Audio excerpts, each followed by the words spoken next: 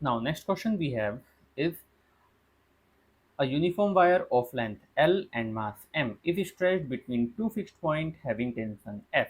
Sound of frequency V is impressed on it, then the maximum vibrational energy is developed in the wire when V is. So ध्यान देंगे हम यहाँ पर last term थोड़ा सा confuse करने की कोशिश की जा रही है। ऐसा लग रहा था स्टार्टिंग में then the maximum vibrational energy is, यानी वाइब्रेशनल एनर्जी का फॉर्मूला डेराइव करना है, बट ऐसा नहीं है।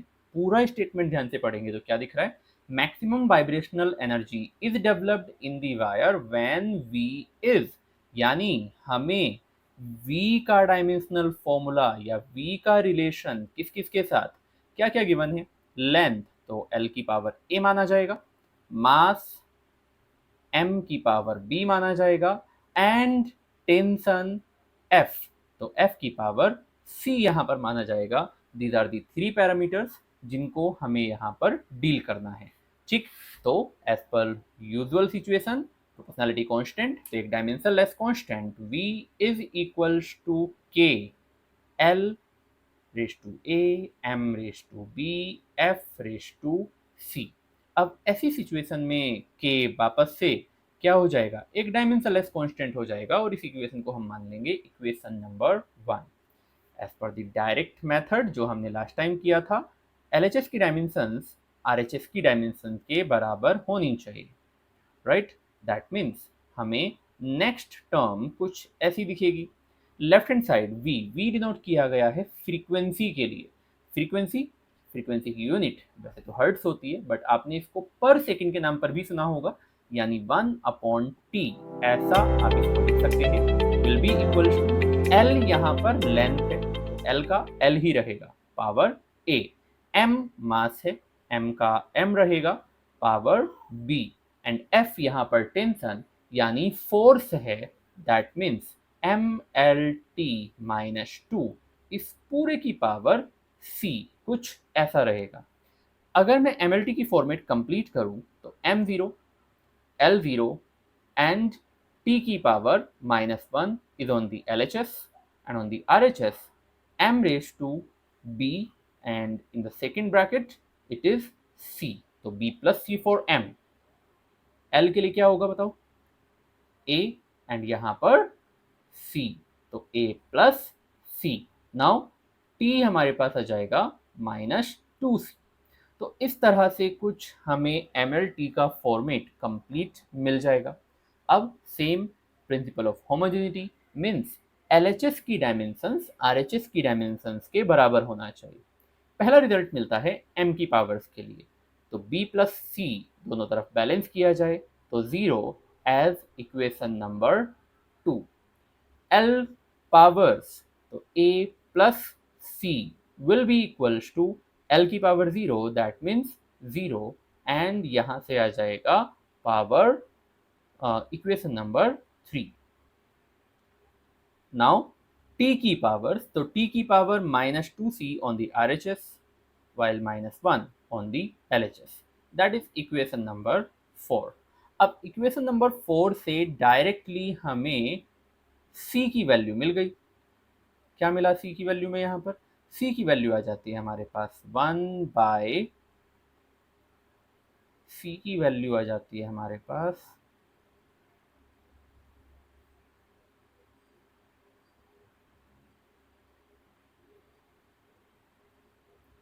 c की वैल्यू आ जाती है हमारे पास 1/2। इस c को अगर सेकेंड इक्वेशन में रखा जाए तब b प्लस c की जगह पर 1/2 इज इक्वल्स टू 0, तो b की वैल्यू हो जाएगी -1/2। नाउ a का टर्न, अब इस c को ही हम इक्वेशन नंबर 3 में रख सकते हैं। तो इक्वेशन नंबर 3 की हेल्प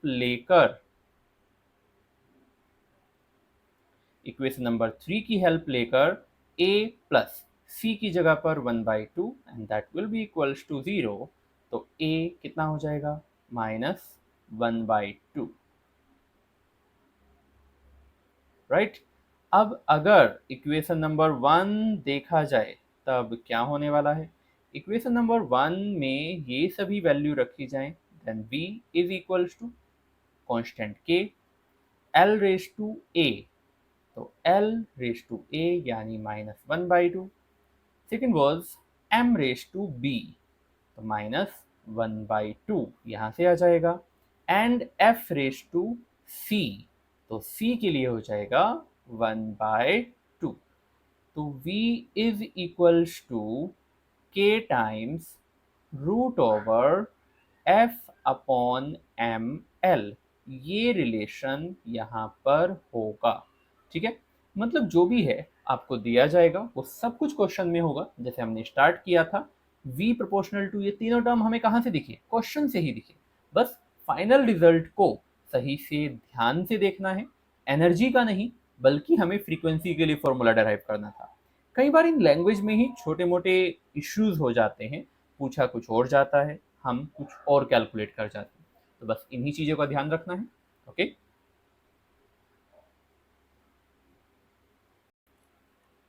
अब एक और फॉर्मेट के क्वेश्चंस इसी एप्लीकेशन पर बेस्ड हमारे पास होते हैं.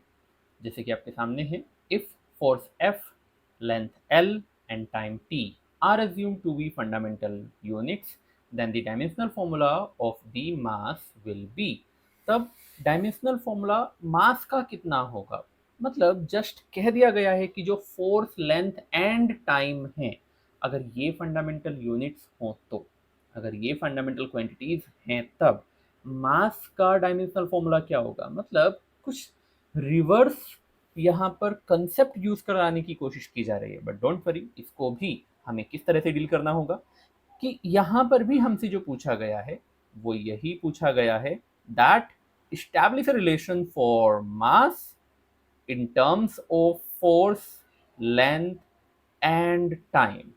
ओके, कि वाकई अगर ये तीनों फंडामेंटल क्वांटिटीज हैं तो ऑब्वियस है मास को इनकी पावर्स की टर्म्स में ही लिखा जाएगा. जैसे डायमेंशनल फॉर्मूला या डायमेंशंस का हमारे पास जो डेफिनेशन थी, that was the powers to which a fundamental quantity must be raised in order to represent a derived quantity. तो हम क्या लिखेंगे? हमें मास कैलकुलेट करना है in terms of F, L and time. That means f raised to a, l raised to b and t raised to c. Dimensionless constant आएगा next line में, such as f raised to a, l raised to b, t raised to c, and इसको हम मानेंगे equation number 1. Don't forget, k is still a dimension less constant. ठीक, ये एक dimensionless constant है. अब पिछली कैलकुलेशंस की ही तरह से कोई चेंज नहीं, जैसा पहले किया था वैसा ही अब. यानी हमें यहाँ पर LHS एंड RHS में डायमेंशंस यूज करनी होगी. तो F dimensions raise to A, L dimensions raise to B and T dimensions raise to C. M यानी मास, मास के लिए M रहेगा.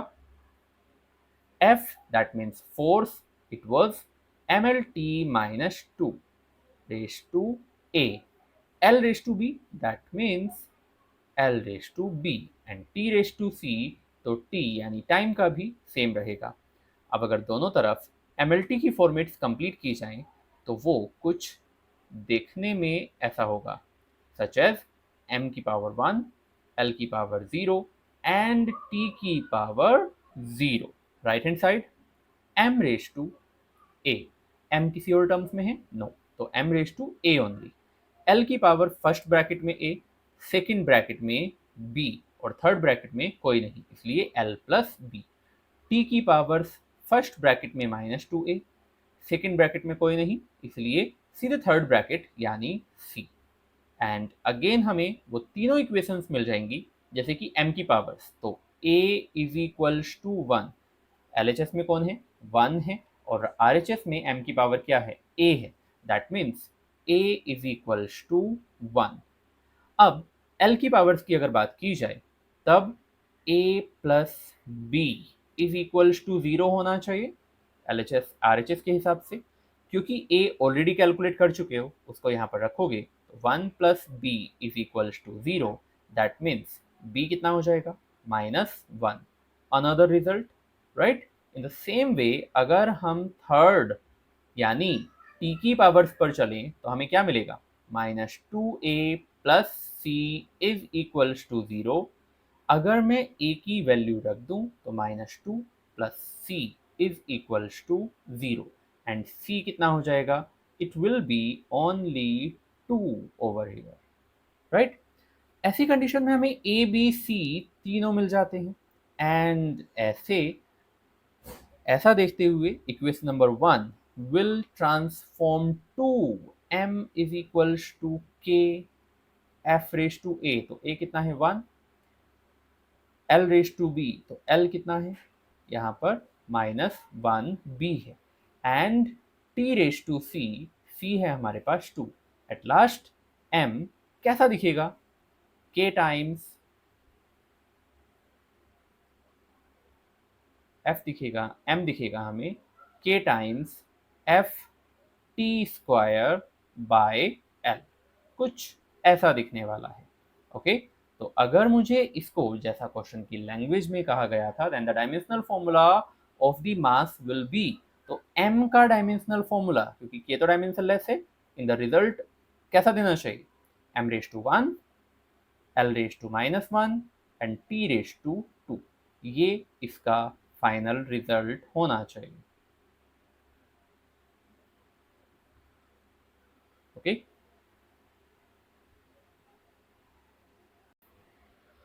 अब जो हमने ये एप्लीकेशन देखी, second application of dimensional analysis, इसकी कुछ लिमिटेशंस हैं, राइट। लिमिटेशंस किस तरह की, जो हमने पिछले क्वेश्चंस देखे, तो पहली limitation, limitation number 1, we can't find the value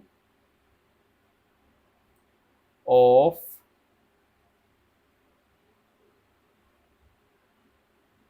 that dimensionless constant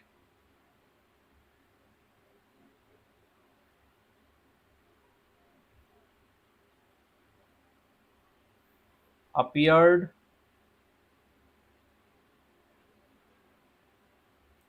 in the process।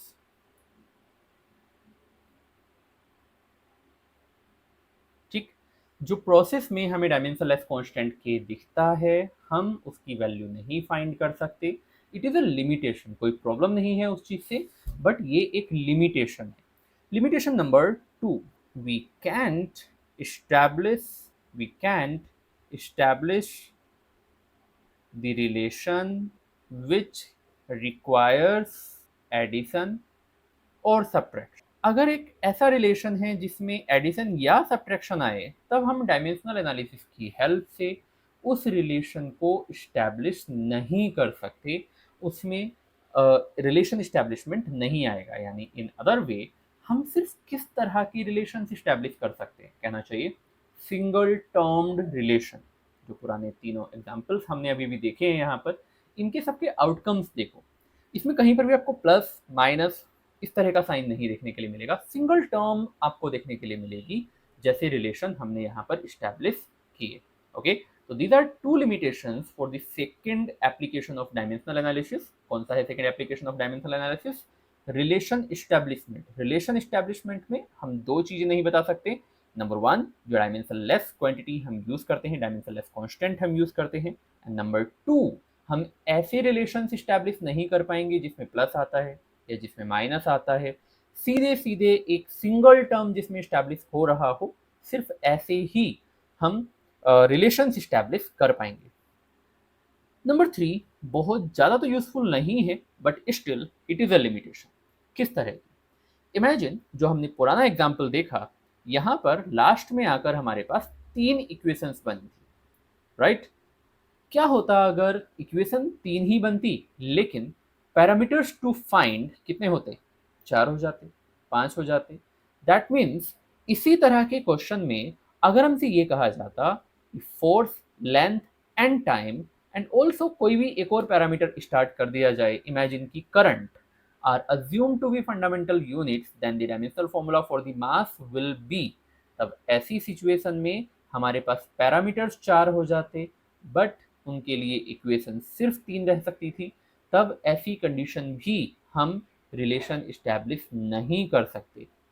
Means क्या लिख सकते हैं हम यहाँ पर, A relation can't be established if number of parameters if number of parameters in the powers are more than are more than the number of equation we established.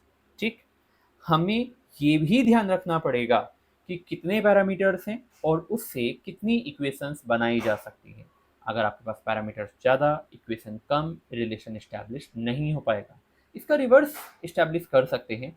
अगर आपके पास equations ज़्यादा हैं, पैरामीटर्स कम हैं, अननोन पैरामीटर्स, तब ऐसी condition में हमें एक रिलेशन मिल जाएगा। बट अगर इक्वेशंस कम, पैरामीटर्स ज़्यादा, तब हम रिलेशन इस्टेब्लिश नहीं कर पाएंगे। ठीक है, तो इन तीनों लिमिटेशंस का हम अच्छे से ध्यान रखेंगे।